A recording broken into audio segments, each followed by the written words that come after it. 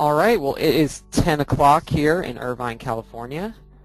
My name is Rex Roberts, digital media artist here at Luxion, and welcome to this month's KeyShot webinar titled Creating, Managing, and Sharing Beautiful Materials in KeyShot. Today, we're privileged to have one of the world's top KeyShot users as guest presenter to share some tips, tricks, and techniques for working with materials in KeyShot. Just like any other webinar, this will be available to view and reference on youtube.com/KeyShot3D. And I'm sure there's a lot of material to cover. So without further ado, I'm proud to present Dries Vervoort. Okay, thanks Rex for the intro. So my name is Dries, and today I'll be covering plastics in KeyShot. So I will be showing you some material creation techniques alongside some techniques to use in post in an image editor to really make your plastic materials shine.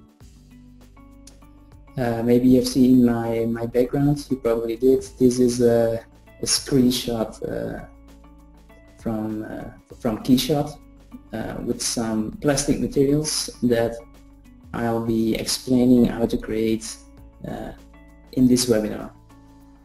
So I've planned to cover quite a bit in this webinar, so I'll just immediately jump into KeyShot.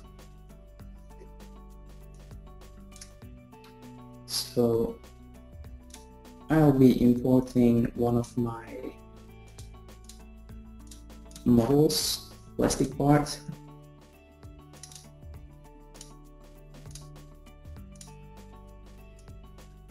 It's originally a SolidWorks part. I'm just going to use the standard import settings, and for now make sure that I'm importing at original size.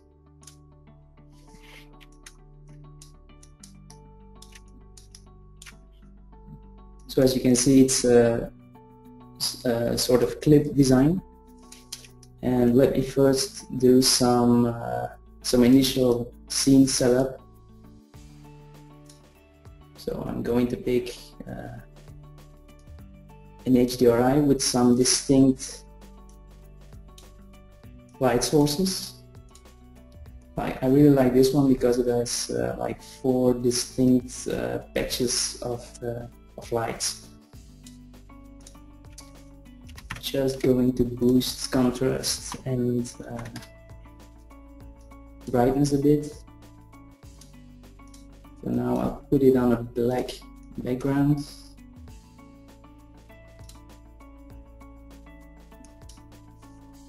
Make some quick changes to my camera so that it doesn't look too warped.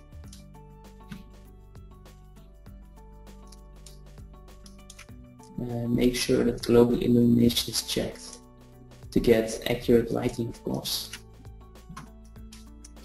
So obviously this clip in real life would be a plastic material. Now when you are designing a plastic part that you want to materialize in KeyShot, the first place to look should be the plastic material swatches in the KeyShot library. And let me apply this one. So when you apply the standard hard plastics, if I double click the material, you see that it is a plastic material type. Now there are a few parameters that will really let you create a pretty wide variety of different materials. Now for a standard hard plastic, this is going to be mostly perfectly fine. So with the diffuse color, of course, you can set whatever color plastic or dyed plastic you can imagine.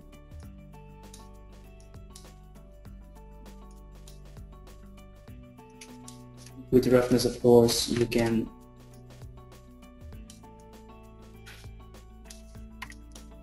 find some good reflections. You can of course determine how rough your material is going to be.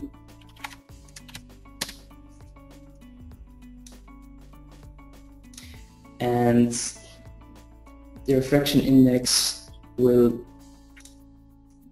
tell you, will give you some control over the intensity of the reflections. Now, this refraction index for hard plastics is not going to be very much of effect. Besides, well, it's going to be a big of effect because it will determine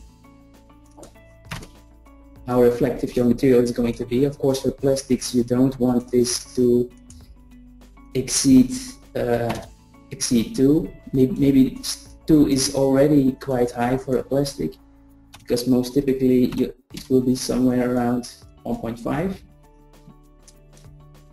But this refraction index is going to be more important with transparent and translucent plastics. Now, to get a really accurate material in KeyShot, it's of course important to use the right values. And I'll quickly show you a great resource for finding accurate refraction indexes.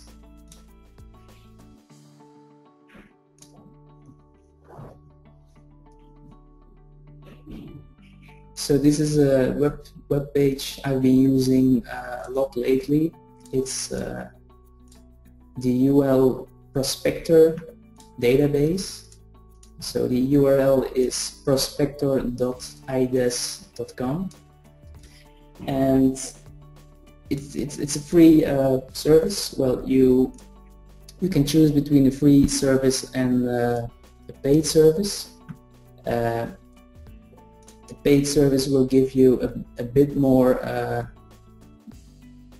search control to search through the plastics that are on this database. But I've just registered for the free one, and even if you type in a plastic like Lexan,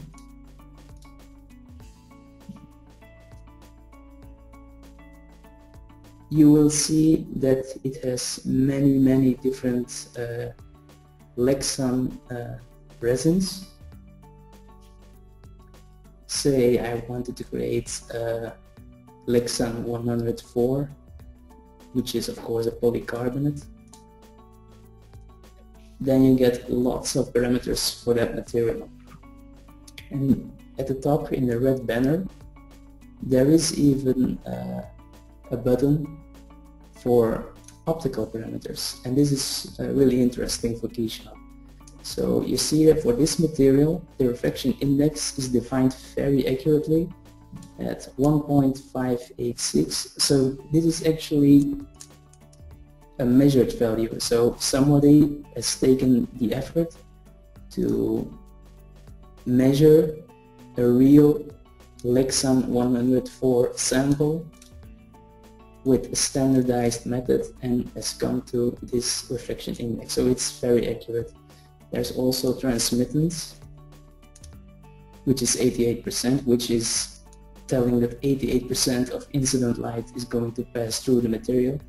You're not going to be able to use this value directly in KeyShot, but it's going to give you an indication of what transparency you should be expecting. Haze is sort of a value that determines the scattering inside the material. So as light passes through this clip, it will be scattered around in a diffuse way.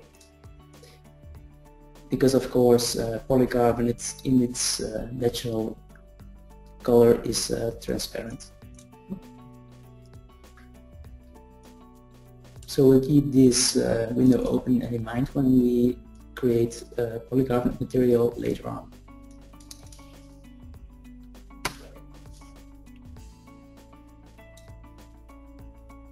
So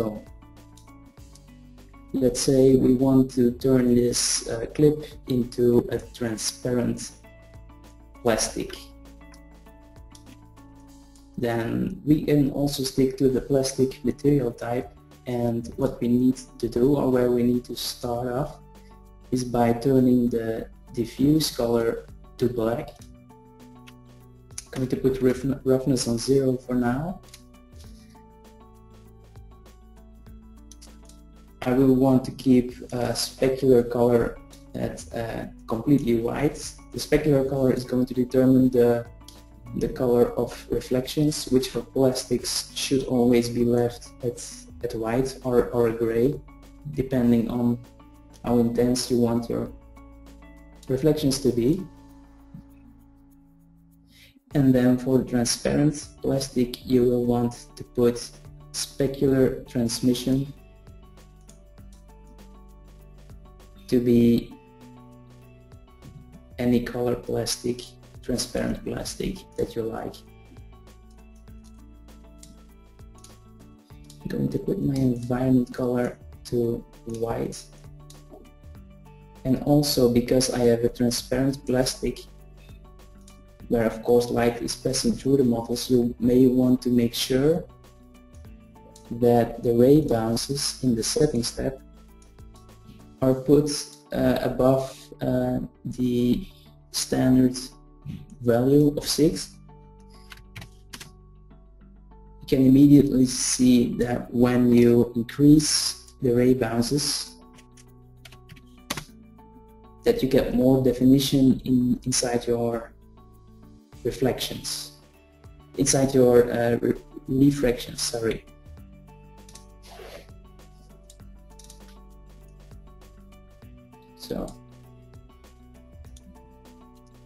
So for a standard plastic, standard transparent plastic,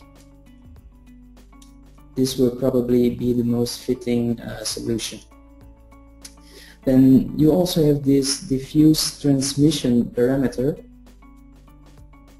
and what this does is actually introduce some of the haze scattering that in fact almost every plastic in real life has. So if you put this value, the brightness, higher than 0, you will see some brightening of the material.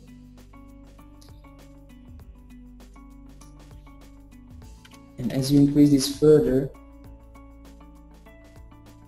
the part will become increasingly brighter.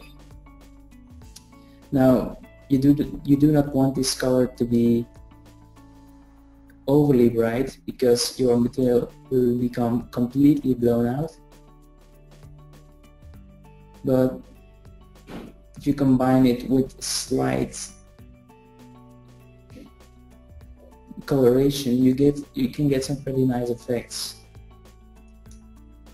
So say I make this a bit yellow, and I make this clear green. So you can immediately see that now it's completely overblown. So if I decrease this,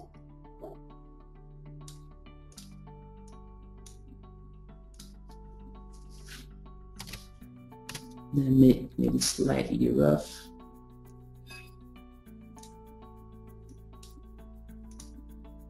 Decrease transparency. So it's really, as you can see, about playing with the different parameters and finding the values that work well for you.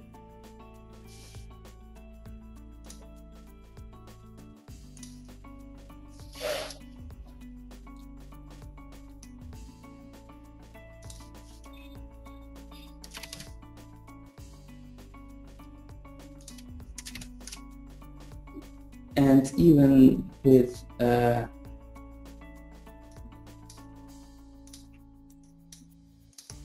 transparent plastic, you can actually still use the diffuse color with something else than black. Then if you put it, let's say 20% brightness, then some cloudiness is introduced in the material, which can work pretty well for some polyethylene or polypropylene type materials.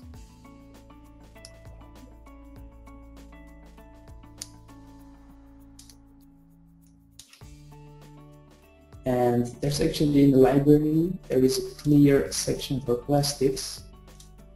And if you take any of those plastics, you will see indeed that the diffuse is set to black. The color of the plastic is determined by the specular transmission. And there is always, in all of those materials, there is always some minute amount of diffuse transmission. And this is what gives the plastic look, because every plastic will have some kind of scattering inside the material. So if you put it to black, you see that the difference is quite dramatic.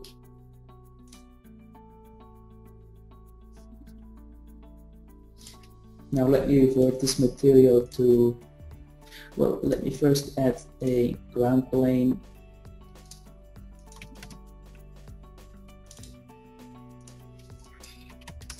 to get some nice shadow catching on my ground. So let me then tweak this material a little, maybe put it like this.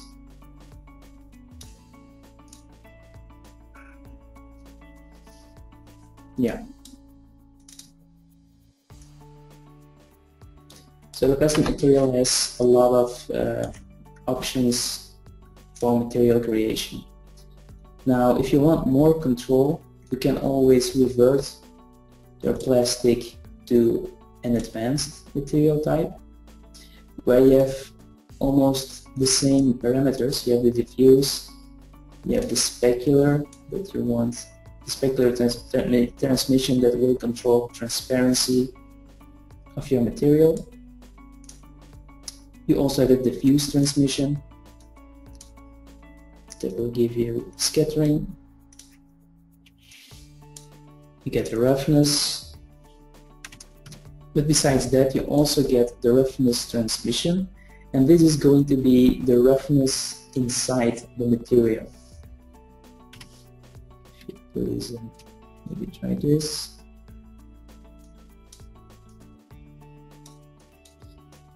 So what is happening is that the reflections on the outer surface are still going to be as sharp as they were before, but the refractions inside the material are going to be broken up.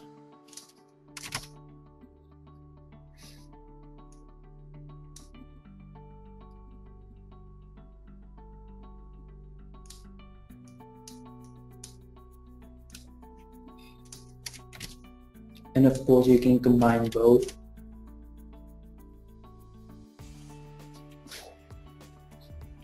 So most parameters here are the same as they are in the plastic material type, but you have a few extra parameters, mainly the roughness transmission,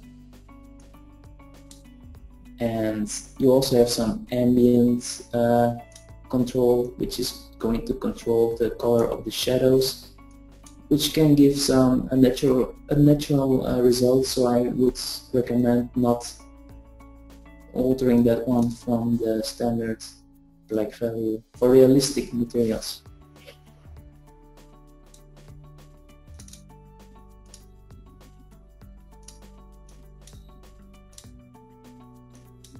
So I'm going to turn this material back into a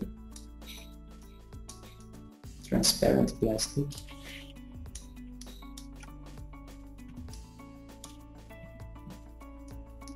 Now, what you'll see with the plastic material type, if you put it onto a transparent plastic, is that the color of your plastic is going to be equal no matter what the thickness of your model is. So let me explain by using another scene. So I've already set something up. I'm going to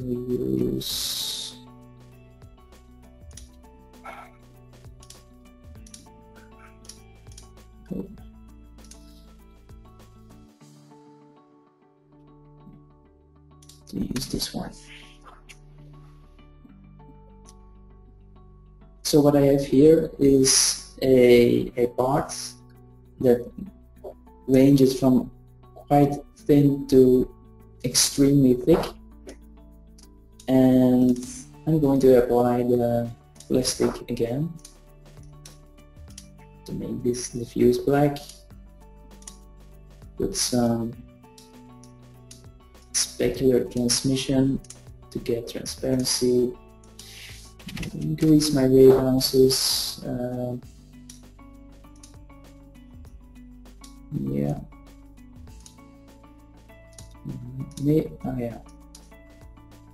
I think my block is touching my floor. No. Dries, I think you need to change the specular color to white. Ah yeah. Thanks, Rex. Yeah. So this is a block with the plastic transparent material, and what you see is, if I look straight at it, you'll see that no matter what the thickness of my model is, it's always going to be the same red hue. Now, in realistic in real life plastics, this is not what is happening. So, did I save a picture of this? I don't think so. No. So, in real life, with any plastic or glass transparent material, the thin section would have less color than, or a less deep color than thick sections of the model. But the standard plastic material doesn't allow to do this, neither does the advanced material. So what you might want to do in that case is switch the material to a dielectric.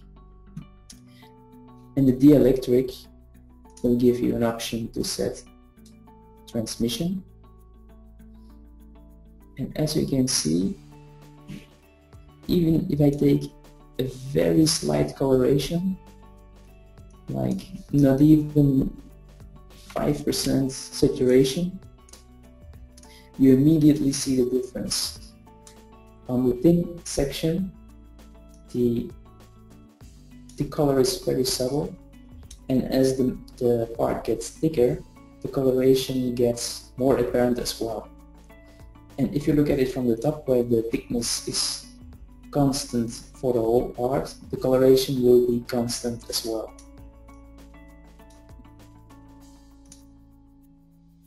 So let me get back to this material and let me show what it means for display. So if I switch this material to the electric and take some coloration, you can immediately see that well, there's a rip in this part, and if I look at it at this part from the side, this rip is going to be a thick section in the model, and you will see immediately that the color is much deeper than it is on the thinner parts of the model.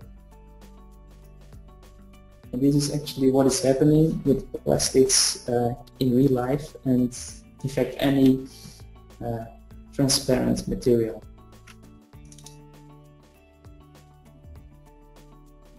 And even here you can control the roughness, and there is this color density parameter that if you increase it, you get more subtle coloration, and if you decrease it below 1, the coloration is more intense.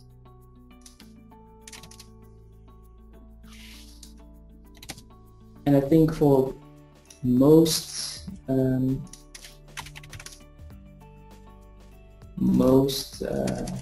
transparent plastics, the dielectric material gives much more subtle and realistic results than the plastic material. Because even if you have a optically clear polycarbonate, it's still going to have a very slight, very subtle bluish hue to it. If you look at it on edges or ribs, it's not going to be like water clear. So there's always a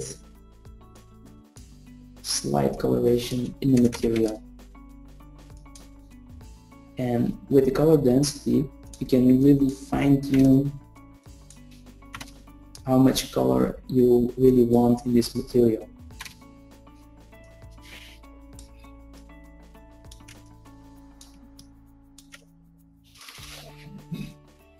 So that's really all I have to say for now about the hard plastics and transparent plastics. Oh, of course, if you want a transparent plastic like this with some subtle color, with color that varies on thickness of the model, you could also use the solid glass material. Now this might sound a bit counterintuitive, because solid glass obviously isn't plastic, but the controls you have here are much the same like in the dielectric, but it's a bit simpler. So for quick and dirty, accurate plastics, this is actually a material I use quite a lot. So you can set the color here as well. You have color density. You can even set some roughness. Should put a semicolon. Yeah. And then of course, if you want to do a polycarbonate, you can take a peek on a website like Prospector IDES, and then you can just copy paste this refraction index,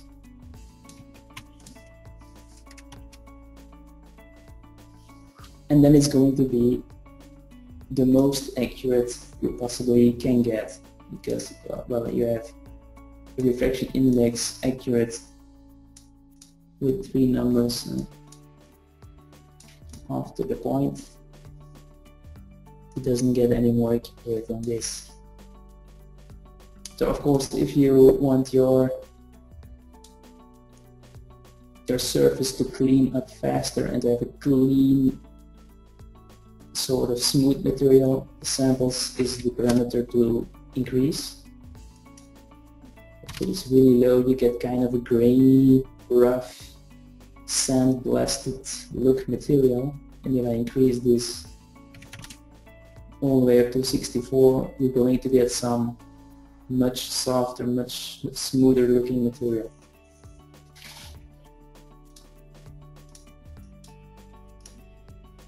and black backgrounds always work very well for transparent plastics.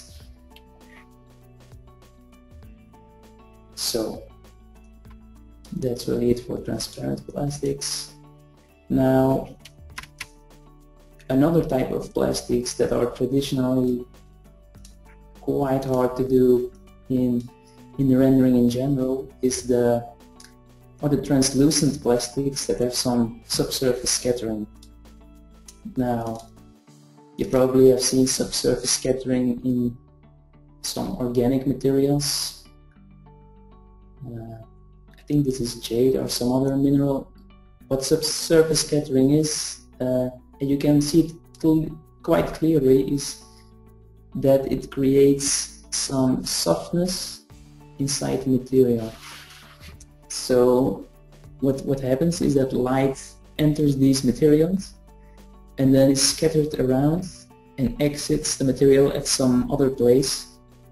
And what this does is create some light bleeding and some diffused look of your material.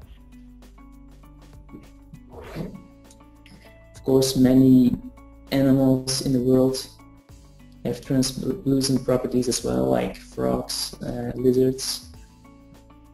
You can see that the internal organs are actually shining through, or at least some light is bleeding from inside the material back out. There's one very nice example of another famous KeyShot user, Marco De Luca. This is a KeyShot rendering, but it's a marble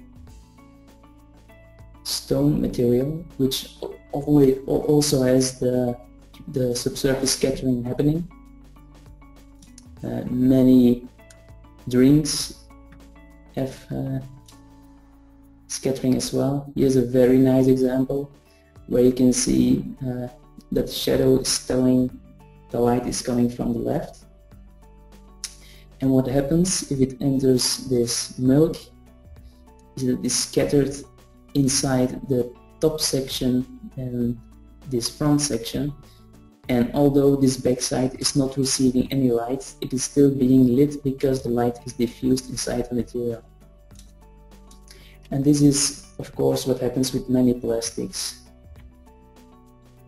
Many plastics have some softness, because that's what surface scattering really does with materials. It creates some soft edges. You can barely see this edge because it is diffused. The lighting is completely diffused inside the material.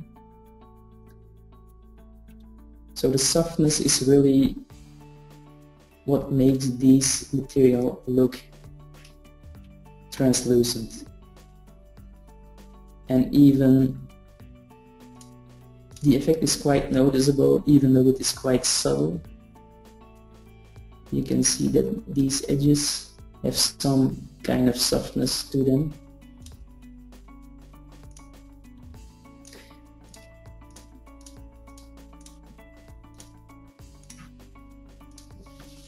So let's try to do this in KeyShot as well.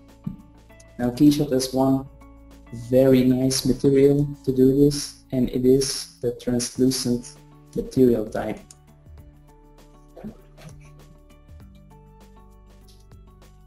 This is the material that will allow you to create some very nice subsurface scattering, some light bleeding in your plastic materials. Now the three most important parameters to look at for this material are the top three: the surface color, the subsurface color, and translucency. Now, the way to think about the surface color is that it is the general color, almost like the diffuse color of your material. So this is really going to be the starting point for your translucent material.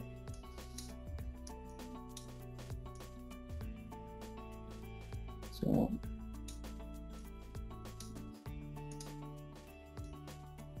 and what I generally advise for or use for plastics is a low saturation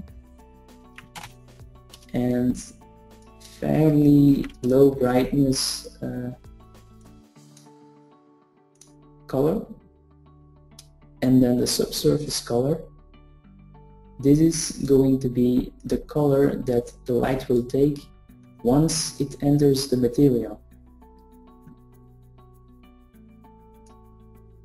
And for this I generally use a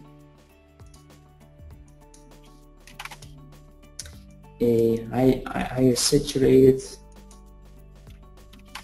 color at a higher brightness. And you might think, hey, there's not much translucency going on, and that's because we still have to adjust the translucency value.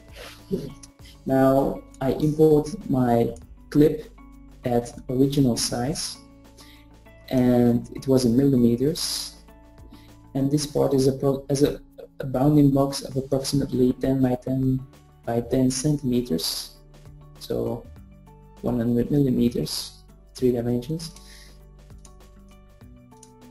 And you might be a bit confused by the slider because by manual sliding it only goes up to 10, but you should remember that you can always increase this value up to 1000, and then it makes a dramatic difference.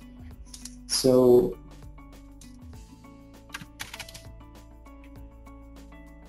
as you see, with the value at 100, you'll see that,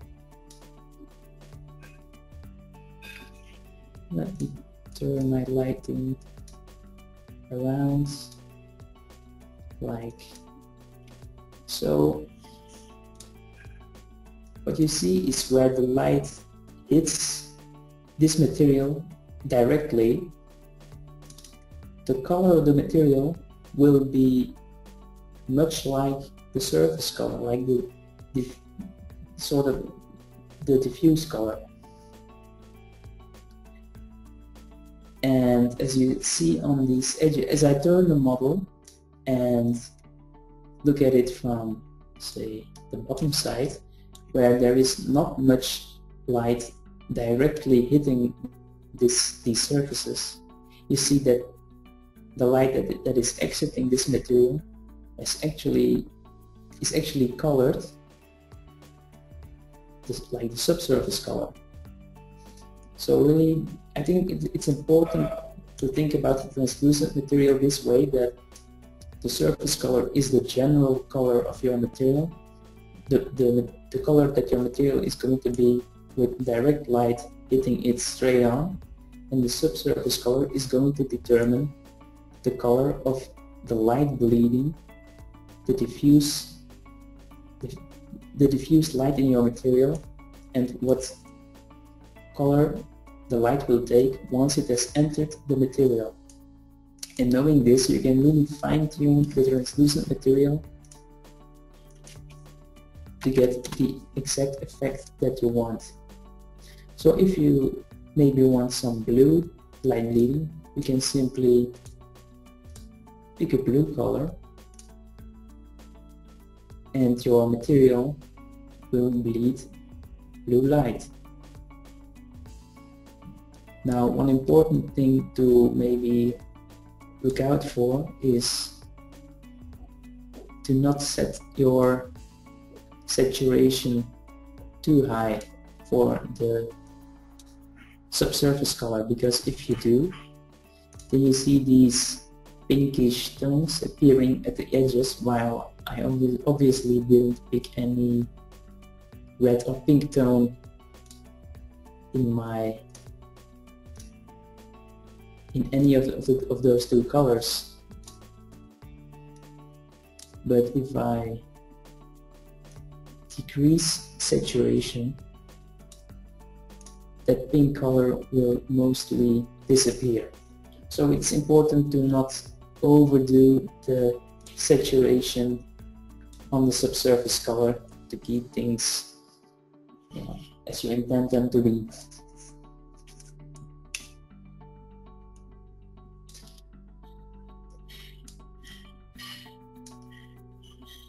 So really the translucency parameter is going to determine how much subsurface scattering your material is going to have.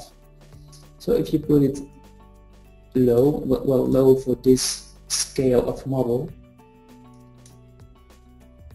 the translucent effect will be very, very, very subtle, while if I put it on 500, all details will fade out because it is almost completely translucent now. There is really no hard guideline for this value. It really all depends on how big your model is and how much translucency you want in your material.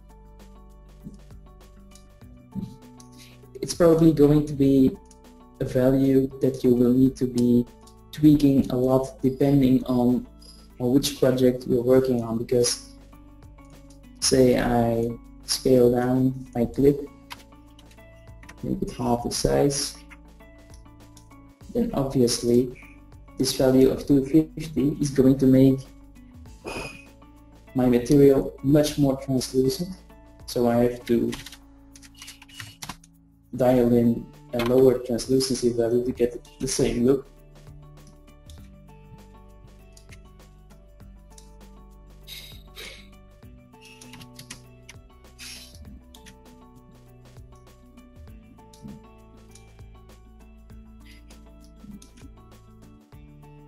And probably the best way to show what translucency does is by using a physical light.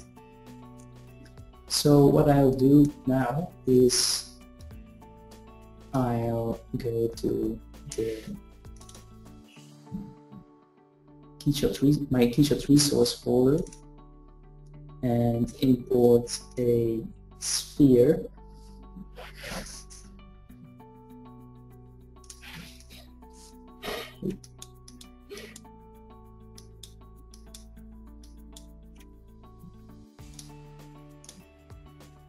Doesn't know what side I put it, but just for visual reference. And I'm going to place this sphere somewhere tucked inside my clip, and I'm going to lower the brightness of my HDR lighting, and now I swap the material of that sphere to a point light.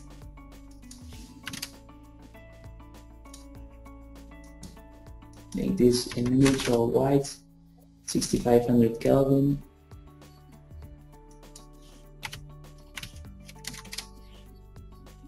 So as I play with the translucency of the material now, you can see what is actually happening. If I put it fairly low, you will see some brightening at the edge.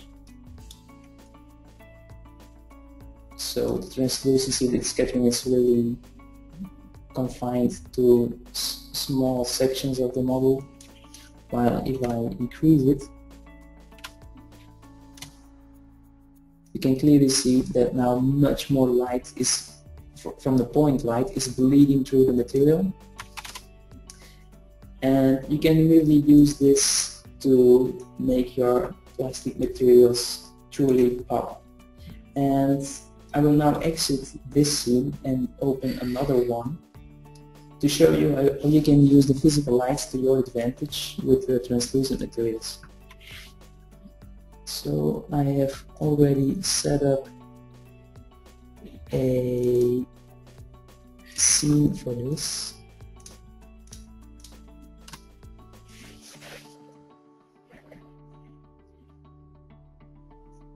So what I have here is a Greek bust figure with some translucent material applied. This is one of my polyamides. Yeah, it's a nylon material. And what I have is very standard HDRI.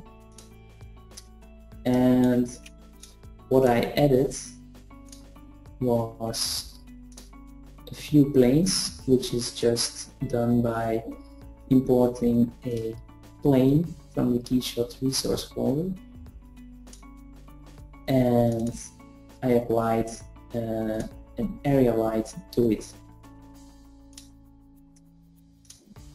So I gave it a warm color,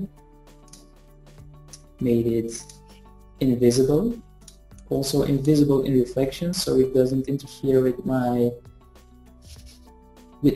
ground plane and doesn't create hot spots in the material. So you can see there's a hot spot from the reflection of the light, so I just switched the reflection off. And I've done this several times, so I added a few planes with different color light. This is a very cold white light, and then I added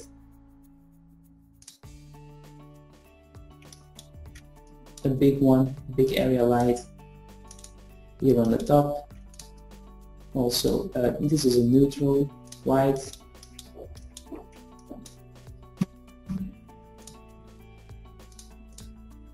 So, and let me just toggle off the brightness of the HDRI. What you see with the area lights is that you get some very subtle lighting happening in your model. So with just one area light active now, you get some very subtle translucency in this model. This is the case for the other area lights as well.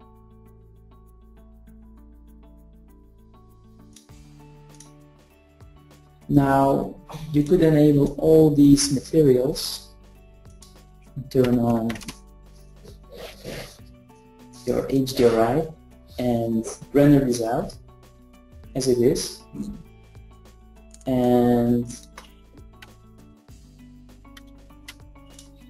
when you do this, you will get an image that looks like this, which is pretty nice. But you can also think in advance, and actually what you could do is hide all these area lights and then render out this scene with the HDRI active and render to a 32-bit per channel format like EXR. And when you do this, the image is saved with 32 bits, so you get much more control in an image editor later on, like Photoshop. And then you can repeat this process with the HDRI put to 0 and then with one area light active, and then render it out in EXR format, and then do the same for each of those area lights, so that you get 4 separate renderings. And once that all done, and I've done this already for you guys, I've made these 4 EXR renderings. Then you can go into Photoshop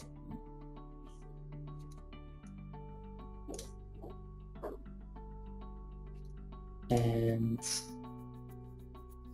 you can think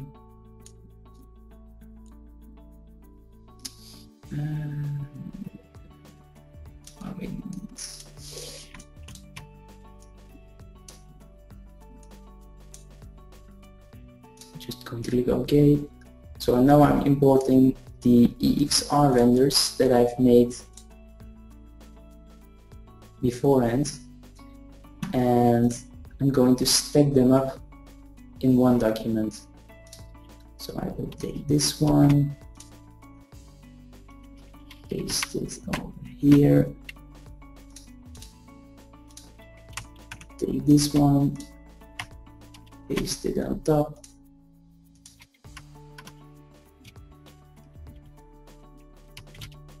take this one, like this.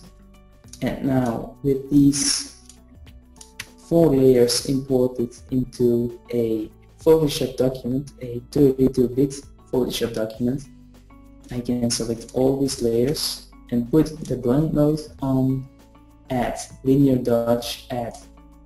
And now that result will look exactly the same as if you would have rendered the image with all lights active in KeyShot. And you can toggle individual area lights off and back on. And now in Photoshop we can add adjustment layers. So what I'm doing is going to adjustment layers,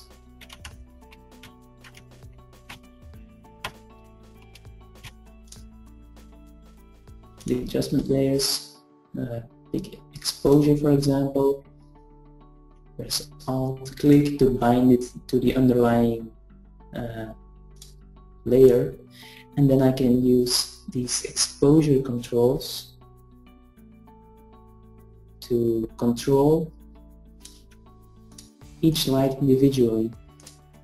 So you can add a few more for each layer.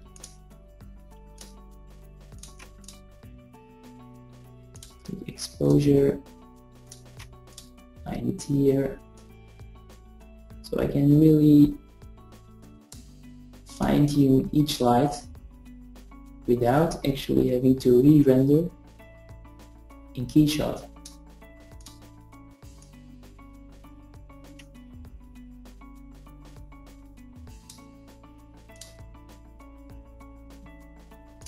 I can add another adjustment layer, like for you, and then I can control the color of my lights.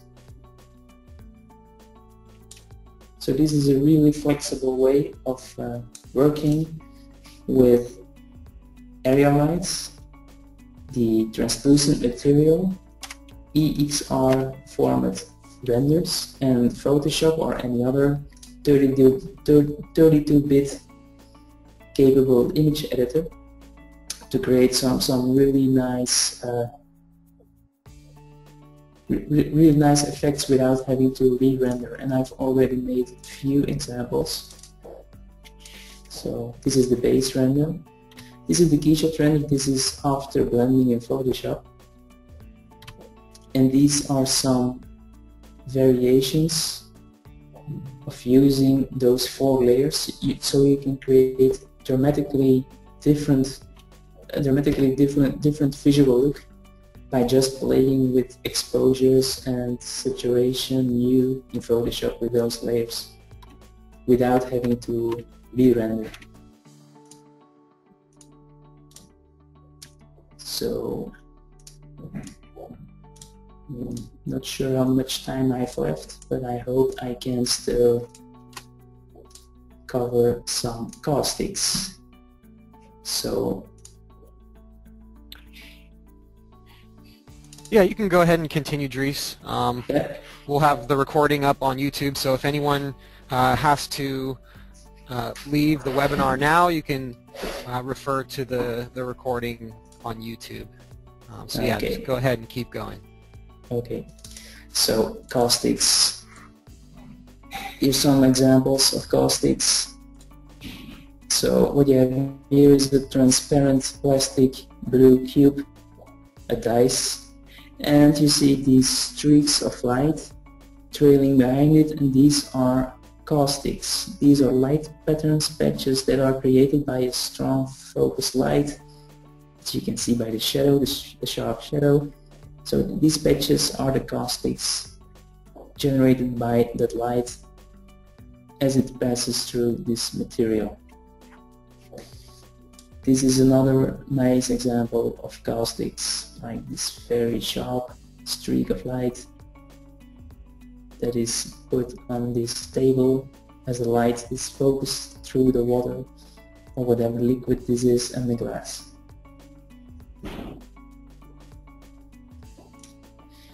This is some testing I have done with KeyShot. So this is also this is a water surface, and the point light is creating some nice caustics on the walls and is reflecting inside the spheres. Here are some caustics as well. So there's this spot and you have light bouncing around and being projected on other surfaces. So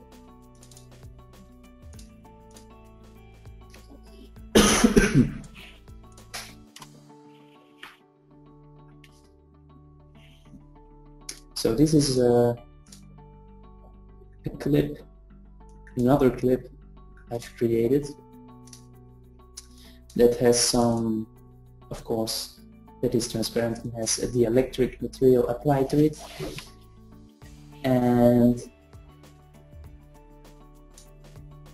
now, of course, we want to use some caustics being drawn on the floor to really make this part shine, or to really showcase that it is a transparent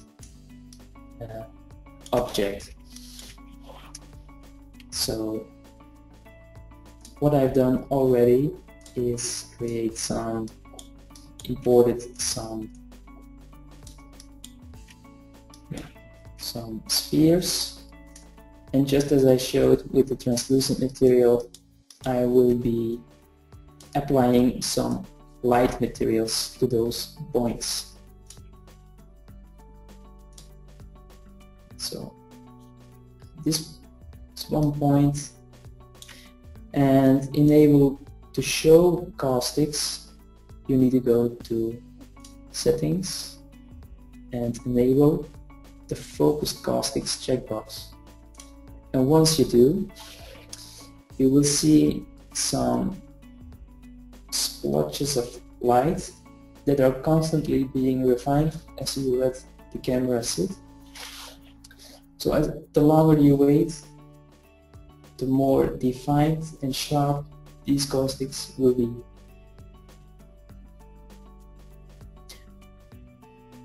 Now, as you toggle focus casting, the caustics are generated by this point light as well as the HDRI that you have lighting your scene. I've also added another point light, and if I toggle that one, I will get some additional caustics being thrown on the floor.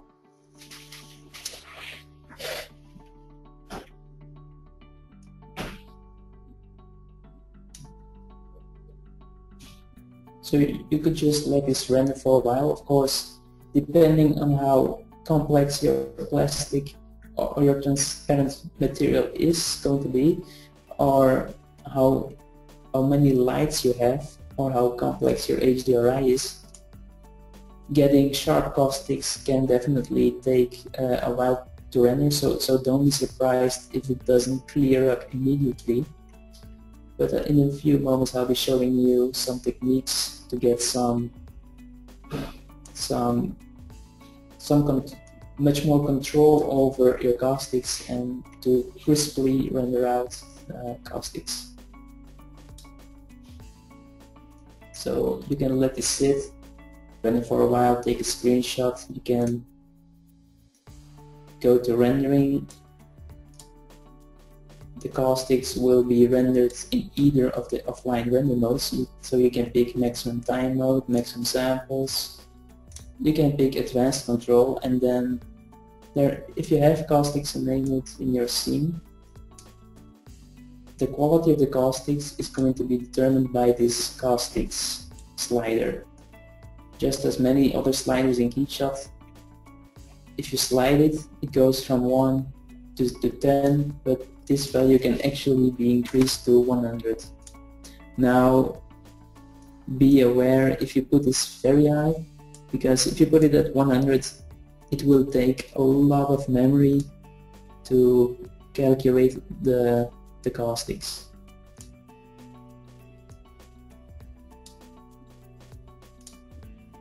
So, but as you can see, even if you let it render for a considerable time, there will always be some patches that are not clearing up as fast as you'd like, and this is mainly because these patches are introduced by the HDRI. So if I put this to 0 and just light my scene with point lights, my caustics will clear up much faster, but of course my plastic doesn't look right anymore. So what I've done is almost the same as I did with my work in Photoshop with the translucent material, is I've rendered out my plastic with no focused caustics and with just the HDRI lighting my scene, and I've actually done a render already, and I've saved it to EXR, 32-bit EXR, and then I have enabled my first point light, put my scene, my HDRI brightness to 0, and enabled focused caustics, and then ran a render again, EXR, and after that was finished, I hit my first point light and made my second point light visible, again with focused caustics on, and rendered this one in EXR format as well. And what I had, these are the PNG versions of those EXR renders. So what I have is a high quality shot, a base shot, just showing the HDRI lighted scene, and then I have a render with only my point light active and a render with the other point light active.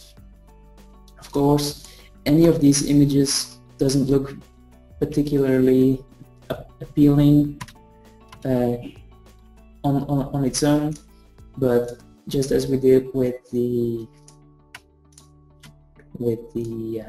translucent material, you can take these into Photoshop, and I've already prepared this Photoshop document. This is a smart object, so I'm going to open it, and then I'll show you what I have.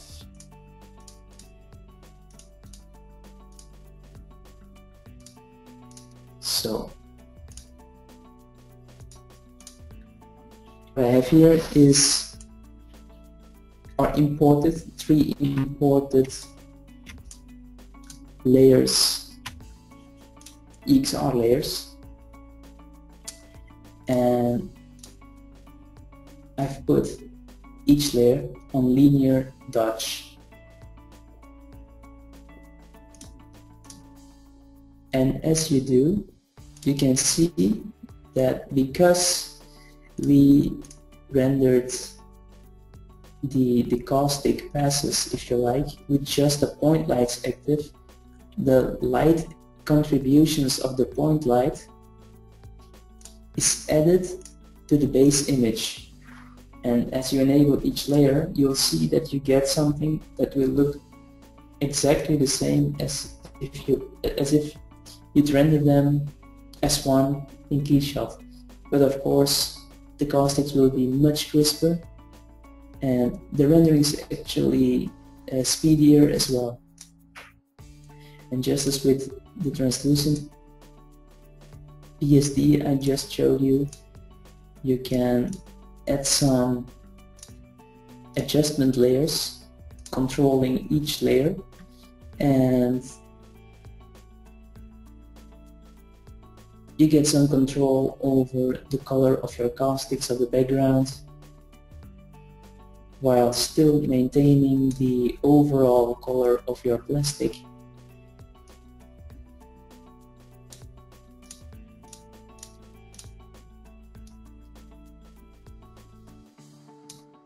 And of course, you can also dial down or bring up intensities of each layer.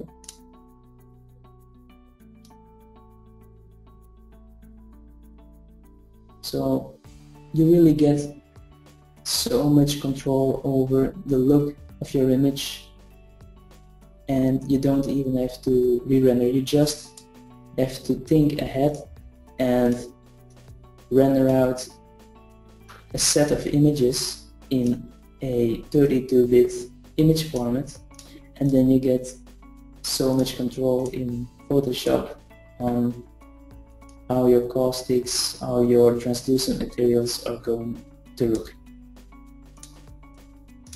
So that's really all now for material creation. Then of course, if you have nice materials in your scene and you might want to reuse materials for other projects, you can go to the material library and make a folder .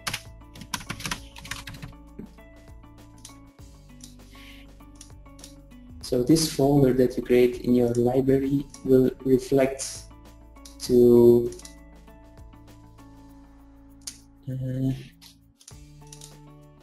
your KeyShot repository in on your installation.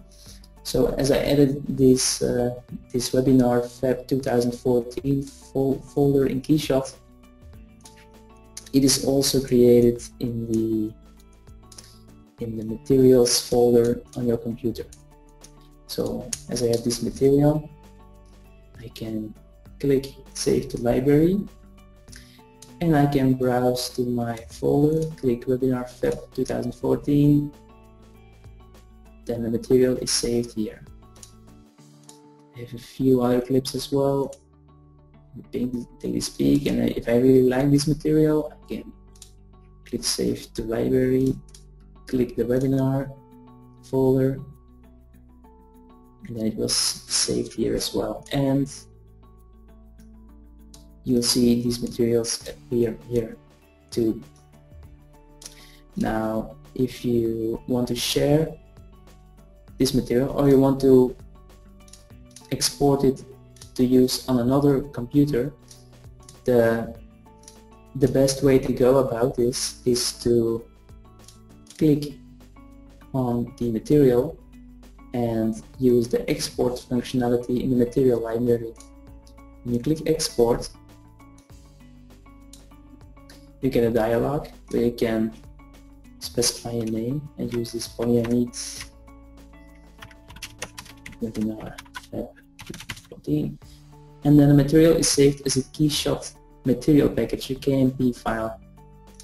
Now this KMP file, say I had a texture applied to this material, then the KMP file will also contain all the necessary textures to reconstruct the material later on. As you import it back, and importing is done by clicking import, of course, from the library, and then you go find that KMP file. You open the KMP, and then wherever you had your selection for the folder, that material is going to be put at.